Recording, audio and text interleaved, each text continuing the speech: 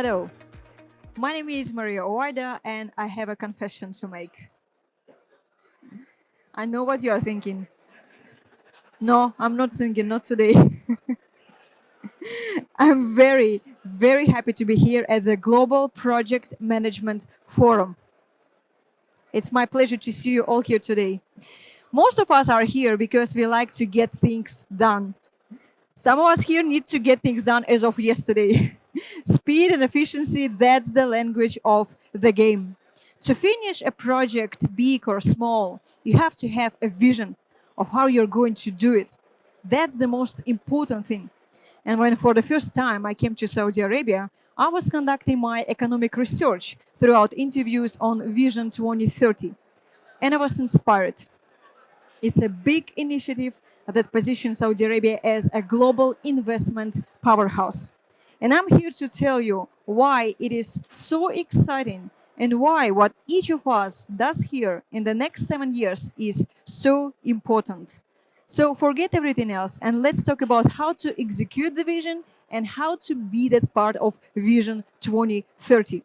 Who knows? Maybe we will learn how to get our projects done faster than a Lamborghini on Highway 40. But let me reverse for a second and tell you a little bit about myself and why what I have to say might be worth listening to. I'm an executive coach and psychoanalyst. What I do, I help senior executives and business owners achieve radical personal and professional transformation. Originally, I'm from Belarus. You probably don't know Belarus. Belarus is post-communist country. You probably don't know what is communism in practice, but it's pretty much hardcore because you have to think, feel, and act in a certain way. So the entire ecosystem developed across limiting beliefs that society tried to apply on you. And thankfully and luckily, my parents always appreciated my free spirit, and my mother always told me to be unapologetically myself, no matter the cost. And of course, logically, after graduation, I developed my own vision that was suitable for me. The reason why I'm telling you all this story right now is that behind all of that journey, I believe there was one secret weapon.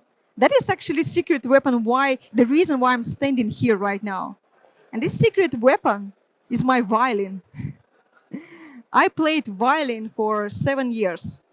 And as you know, music is one of those activities that has no limitations. Music has no limits, no boundaries.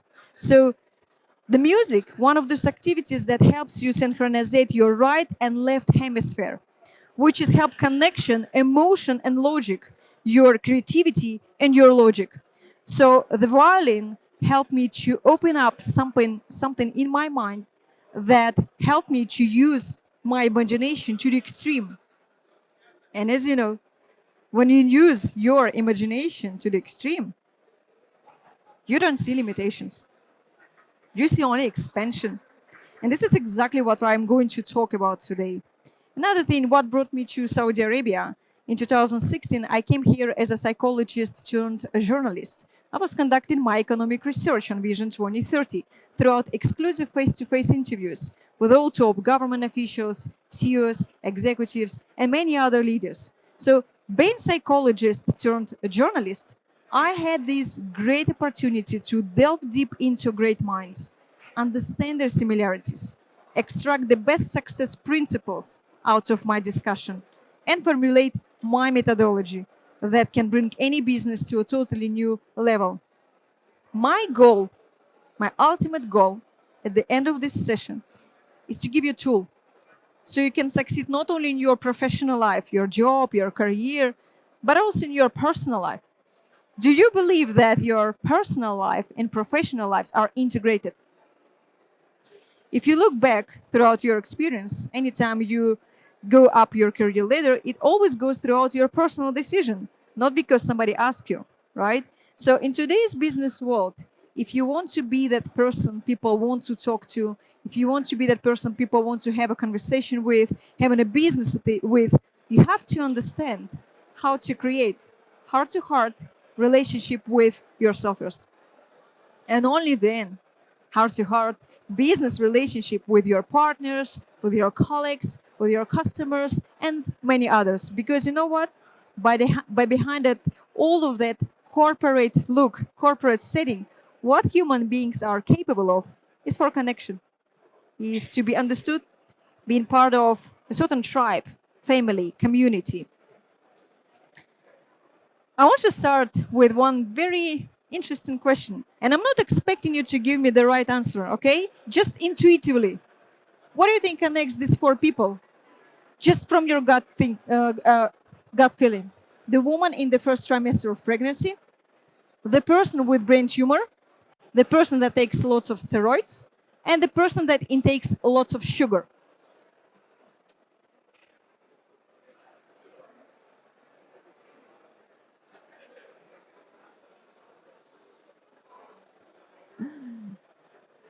The thing is, these four people, they're not in control of their emotional states. Think about that. The woman in the first trimester of pregnancy, the person is going through massive hormonal change. That makes her sometimes inconsistent in her behavior. The person with brain tumor, unfortunately, these kind of people, they totally sometimes not in control of their action. The person who takes steroids, these kind of people, they express sometimes violent behavior. And the last person who eats a lot of sugar, of course, it creates a lot of disbalance. So, and this is science, it's not me. It's proven that these four people, they are more likely to commit into crime. Now, the reason why I'm telling you all of that, so you understand that your physiology, the way you feel physiologically today, controls your decision-making process. Now, tonight, when you will fall asleep, I want you to think about your heart, okay? Think about your heart, that this heart won't beat forever. One day it will stop. And I want you to imagine that you're actually dying right now, okay? The blood circulation is slowing down, your lips are purple, your hands are numb, your face is white. And if you are a very imaginative person, you will come to realize that your heart is speeding up, thinking about that you're dying. And here's another gist. Your mind controls your physiology. Your physiology controls your mind, but your mind controls your physiology, meaning that you always have a choice. You always have a choice of how to react in a certain situation. Now, I want to talk about very interesting topic of change. Saudi Arabia is going through massive transformation.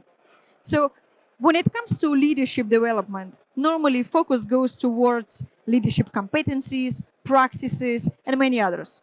Then talking to executives, I realized that this kind of approach is a total waste of time because we're not working with a real problem. We're working with a symptom, right?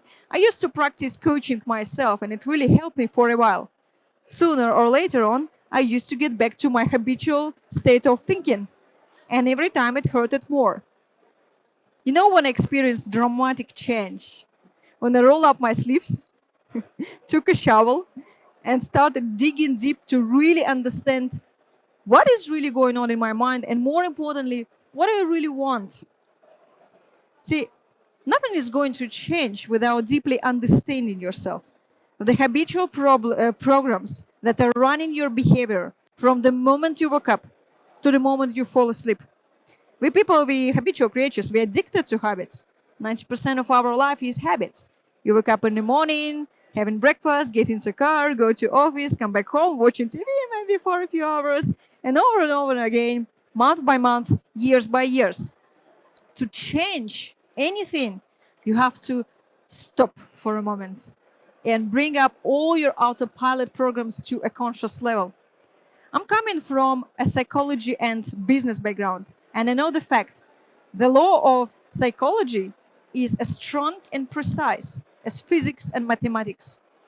Human beings cannot change over 1 week of simply by getting new idea. It's not when you are approaching new language, you try to speak new language, or new degree when you memorize, use it in practice. It's not like that with human beings. It's a more delicate work. Change is about to become conscious. It's about getting to know yourself, understand yourself. It's about becoming honest enough to start brutally honest conversation with yourself and accept your light and your darkness, your positive sides and also your negative sides, your limitations, because only accepting both can you really use and grow your superpower. Now, the first thing toward change is to understand what kind of emotional setting you are living in, right? What kind of emotions? By the way, do you believe that emotions play a role in the business world? Right? Now, what is emotions? Emotions is another dimension of human ego.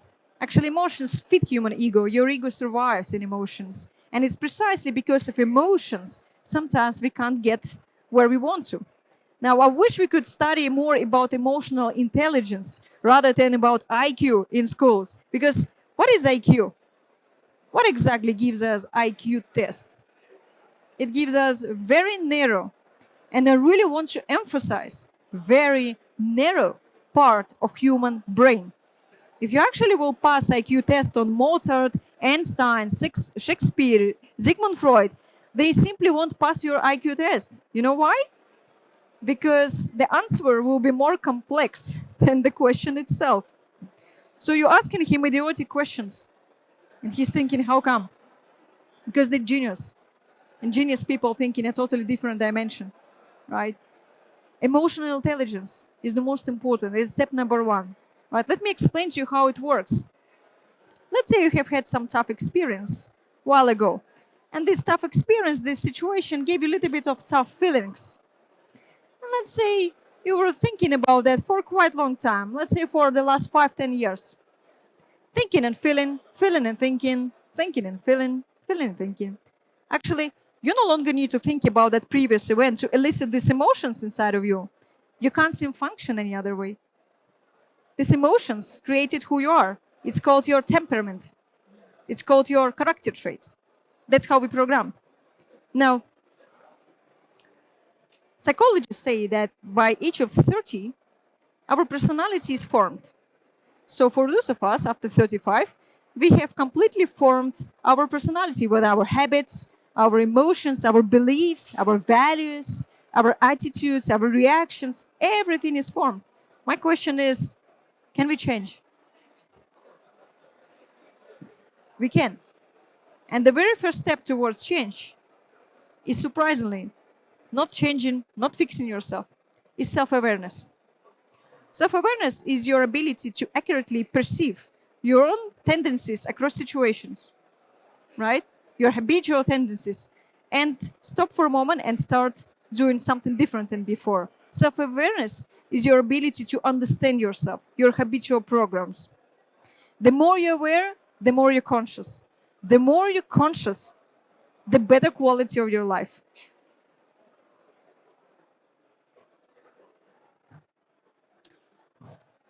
I was talking to many senior executives in Saudi Arabia, more than 600 interviews. Either I was talking to CEO or general manager or minister or entrepreneur or mompreneur. I realized one fundamental truth. Our ability to influence is the greatest ability we could possibly have in our disposal. And not using it is actually deny your own true nature. Influence affects everything and everyone around us. Our emotional connection with ourselves greatly affects our finances, our businesses, the way we raise our children, and the way we treat our bodies. Those who practice and mastering the art of influence, they constantly affect other people emotionally. Those who influence, and I'm talking about professional influencing, they contribute beyond self-interest and positively lead towards change. Professional influencing has nothing to do with dirty manipulations or neurolinguistic programming or all these things. I'm talking about using your real power to make a change. Now, in order to motivate, influence, persuade, articulate your point, we must take control of ourselves first.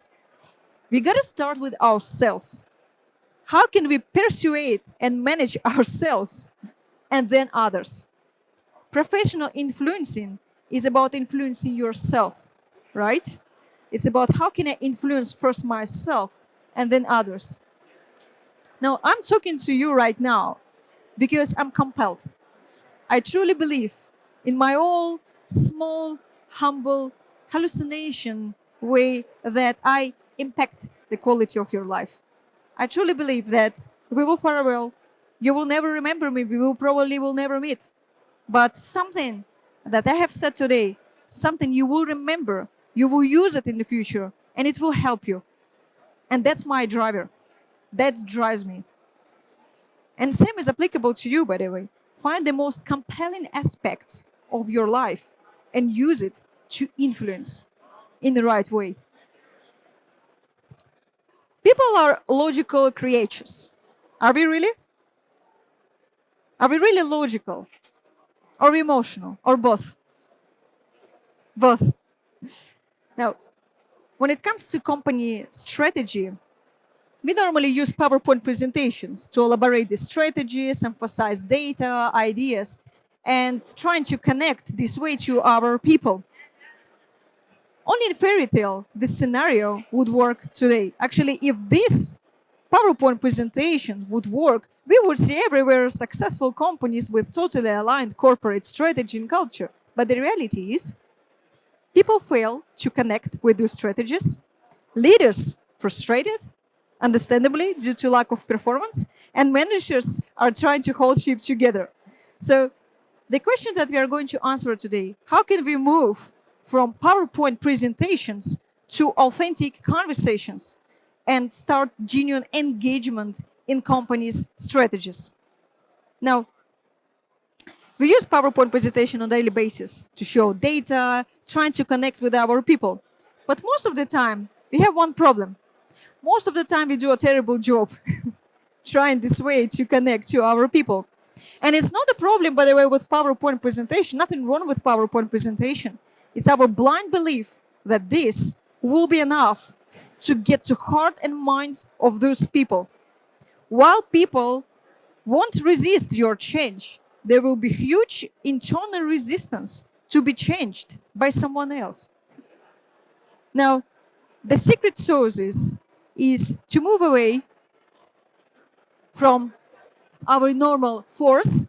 We must change facts. That's why we have to change. And fears, if we won't change, that's what will happen, towards authentic conversations rather than well scripted presentations. Actually, my experience shows that the most significant change happens when leaders emotionally connected with their audience and inspire a new sense of hope. And that emotional connection or authentic conversation can be done in one simple act, inviting your people to co-think, to help you to resolve your problem. The dignity that people feel when they play a major role in success of this company, when their ideas are valued and shared, that's what gives a totally new meaning to any organization. But this requires you leaders and your belief in the immense capability of your people, inviting your people to help you to resolve your problem is giving totally new meaning to your organization. Now, coming back towards topic of change. Many senior executives believe that change requires dramatic business overhaul. But my experience shows me much different story. What makes a good leader? Being a good leader is not being a person who manages things or people. 90% of executives, they're chasing their own tails trying to do it. The extraordinary leaders who I worked with and learned from, they focus on one critical aspect, managing their own emotions. Yet many executives believe that change requires outside-in approach, which is we try to change things together in the business, but we forget about one most important aspect, is our internal life. And it is you executives who have all the power, all the authority to trigger the greatest leaps or greatest setbacks. It is totally up to you. It requires inside out approach, which is self-centric approach. And you know one thing, change is possible. not superficially, but fundamentally, forever. Think about the roles that you're going to play. Write down your purposes and your outcomes and really enjoy it. And if you do so, then I know that everything that we have said today was absolutely productive and precious. People complain a lot about lack of resources. No time, no management, no funds. But the real problem is lack of resourcefulness, lack of that emotional juice, lack of imagination, passion, creativity. And this requires you to find it. It starts from you, from each of you. I want to thank you. Thank you for your smiles. Thank you for your time. Thank you for giving me the voice. And I hope that somehow, somewhere, I reach to your heart and mind. And I hope that after this session, you will remember what's most important to you. Be nice to yourself. You're your best friend. And make sure you're not perfect. In 2023 and beyond, everybody is going to be successful. That's my mantra for today. Thank you. Thank you. Is there any question? Okay, Miss Maria. Miss Maria? Yes. Just please. Oh, sure. Okay. Oh, sure. Please. Yes. You would like to? There's a question. Okay. Hello It's there. the system. Can you hold it, please? Anyway, Okay. Ready? this is my moment of fame. Can you hear me well? Yes? Sorry? Can you hear me well? Yes, I can hear you. Okay, no, the idea is thank you very much for this inspiring talk. However, Thank you. it's just working here in public relations and communications here in the kingdom. We've always got a challenge for those in causing change. Yes. And I want to give you a case study. For example, now the Yes. launch of the public transport project, which is the Riyadh bus and the Riyadh metro. And everyone here is very comfortable using their own private transport. So we went through a series of campaigns, whether it's educational, whether it's engaging points of interest to sort of engage the community to what we called like a community engagement to ensure that we sort of change their mind and behavior of doing it. We had certain KPIs to reach, and I want to really, it's not much of a question, but I wanted to get an understanding of, everything you've said now. It's easy to say. However, to cause change is a very long process. And we measured it obviously through focus groups, we measured it through analytical ways, through, how have people been engaging. We've done, looking at public sentiment. And I'd like you to finalize what we haven't done. Yeah. Please, go on. Thank you so much, first of all, for your question. And you said Was it a something. good question? Oh, sorry. Yeah. It's actually, you said something absolutely critical, that change is a long-term process. And this is exactly what I said. Change requires you to be patient. It takes time. Human beings cannot change overnight, over a week, by simply getting an idea. It's exactly what I said.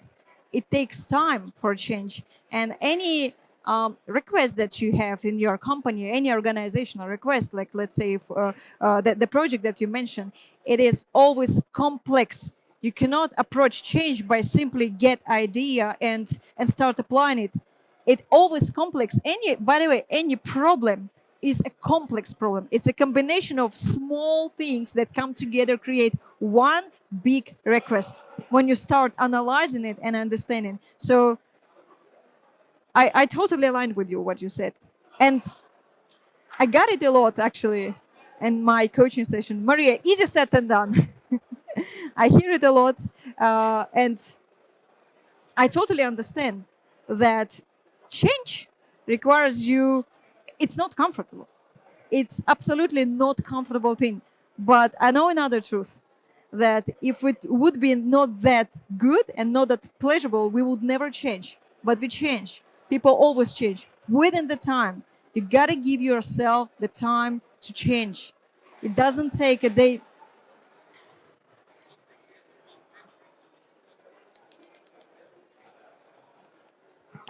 During organizational change or change of behavior, what metrics would you put in to measure the success of change, what would the metrics be? Sorry, can you what please say again? what would the metrics be? Of How of change? Because I mean, if you're selling a product, you get more sales. yes, But if you're causing organization change or change of behavior, what would be your metrics? Would it be a call to action? What would the metric? How would you measure the success? depending on whatever criteria you prepare for the organization. Change. Well, I'm talking about change of behavior. Like using, asking the young or asking the market segment of the Saudi community to use public transport. How would you measure that? It's okay. This is a very complex question. Yes. It's the same as, for instance, people asking me when I do psychological assessments of people, right? They say, how do you do it? The tools that I use and you use are very different, right? Some people use psychometric tests, Okay. which is I'm totally against Okay. psychometric, because psychometric text is a raw material. It doesn't give you real understanding of that person. The way I do it, by simply having a conversation, 3 hours of conversation, and the tools that I use, for instance, in my psychological assessment are very different. I'm not doing tests, right? I'm just giving you an example, right? Because it's a simple question: what kind of tools do you use? My tools are, for instance, that you cannot cheat. I'm using two psychoanalytic tools that no one can cheat. The structure of questions that I provide, and I have a conversation with the client, no one will cheat. Not even the person who has fundamental psychological degree can do it. And there are many tools for that. Many tools that you just don't have choice, but you give the raw material information, right? I mean, I like your question, but it's a very long conversation, right? The tools that you can use are very different, starting from test towards the conversation. Thank you very much, and I appreciate your Thank you. engaging thing. And it's I'm just to let you, I'm a friend of Peter and you. Thank you so much. Appreciate. Thank you.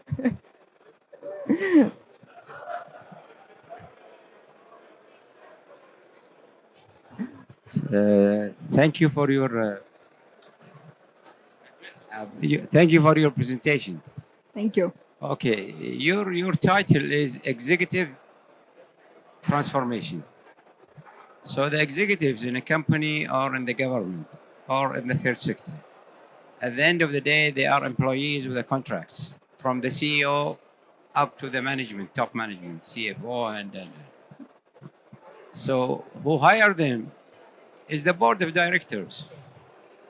And the board of directors, they are the one who can evaluate the performance of these people. So you don't have to tell them you have to be transformed or something. You give them a guidelines and a program for 2 years and goals to be achieved based on the current market situation. So they are forced to change. We are not begging them to change. Mhm. So this is first point. Second point. Now the whole world is changing to a digital transformation.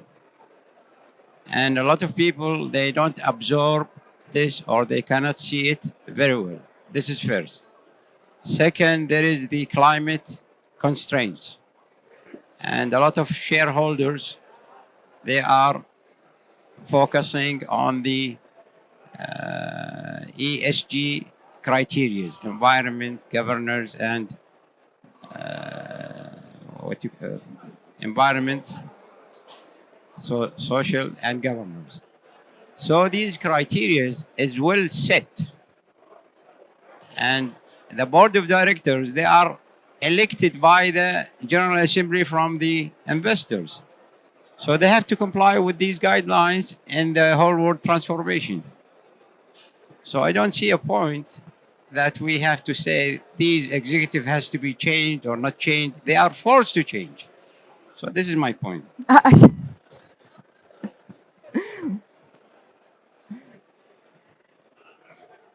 I try to understand, was it a question or was it just a point? No, this is just a comment to see Okay. the big picture.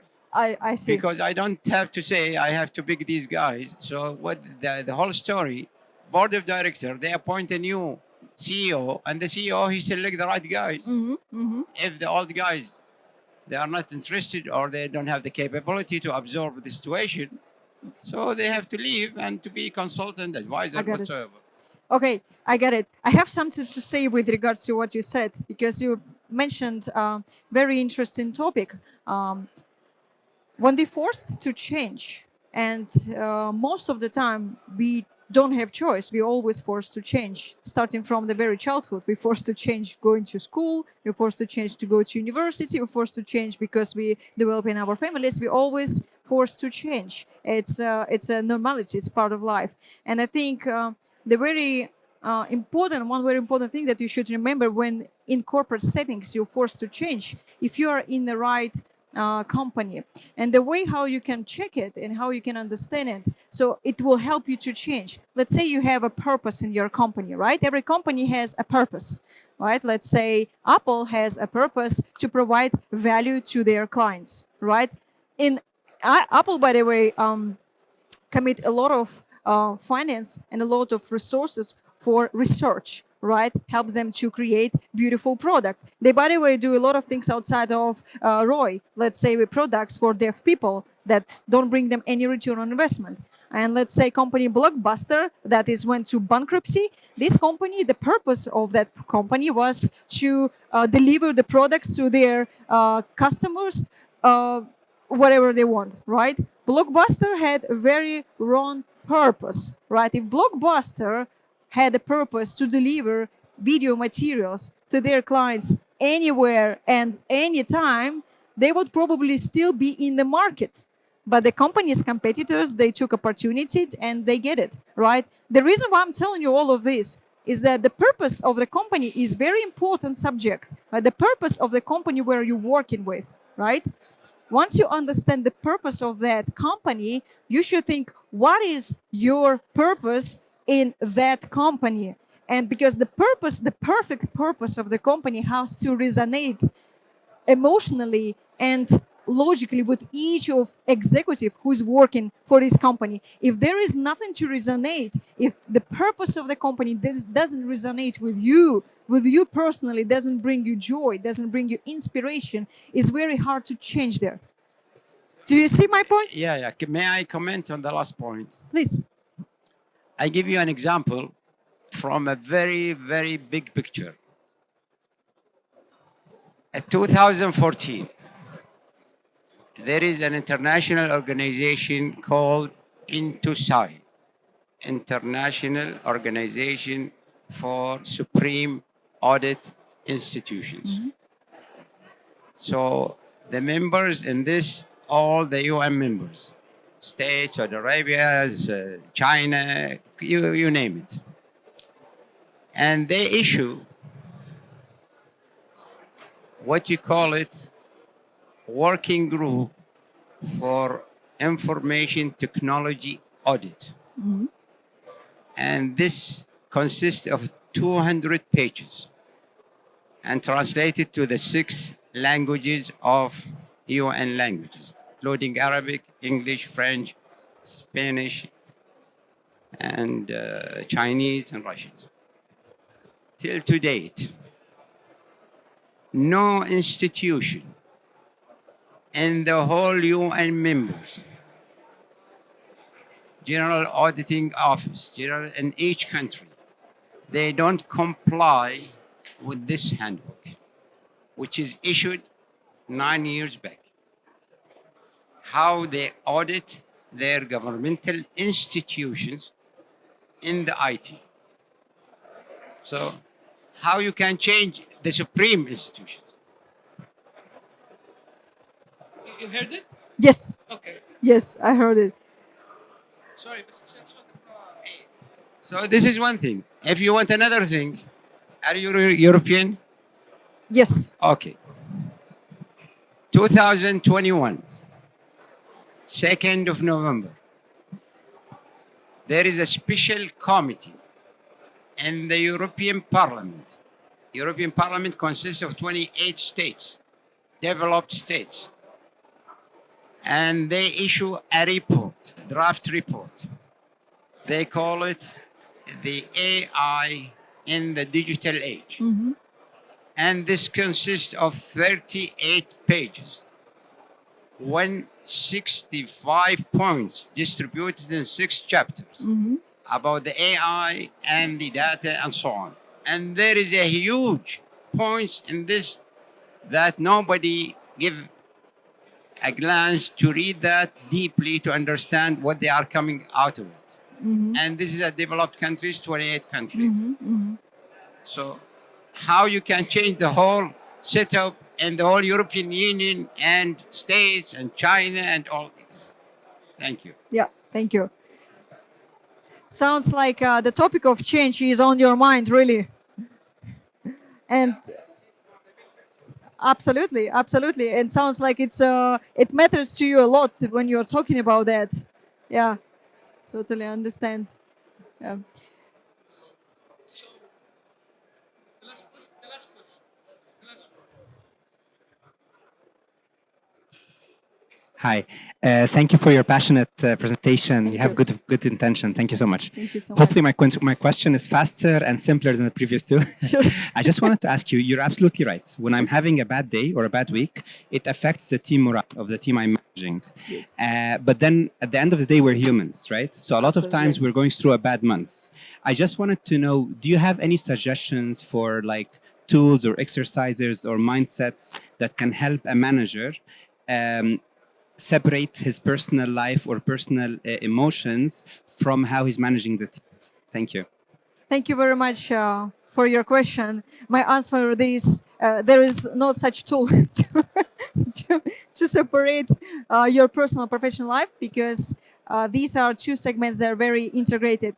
The one thing that I would recommend you is, again, as I said today, and it's something absolutely important, once you understand what exactly the situations drive you emotionally, and what kind of people, and here you cannot be just in general, you have to write down the names of those people or the situations that are driving you emotionally. This is step number one, right? To actually understand, because we react in as I said, on autopilot, right? We actually don't realize, we don't have time for that, to actually think what is really, driving me emotionally. So once you break it down on the paper, you will realize, okay, these kind of people and these kind of situations. Step number two, why?